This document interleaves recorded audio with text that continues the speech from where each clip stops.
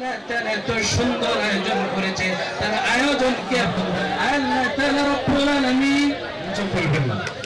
বিশেষভাবে অনুরোধ করা যাচ্ছে, যেহেতু আমরা এখানে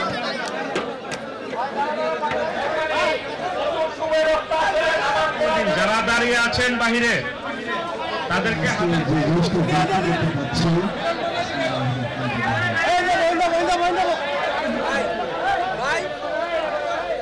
আমাদের প্রিয় নেতা ভারপ্রাপ্ত চেয়ারম্যান তারেক রহমান সাহেব সামাজিক এবং রাজনৈতিক পরিবর্তনের কথা বলছেন। সুতরাং আমাদেরকে আগের সেই চিরাচরিত নিয়ম থেকে বেরোয় আসতে হবে এবং মানুষের কল্যাণে কাজ করতে হবে।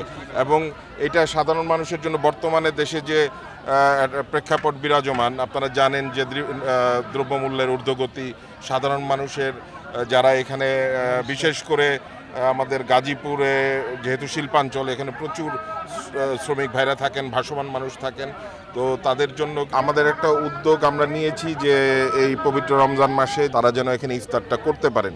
তো এটা আমাদের একটা ক্ষুদ্র চেষ্টা, আমরা চাচ্ছি যে এটাকে আরও বড় কিভাবে করা যায়।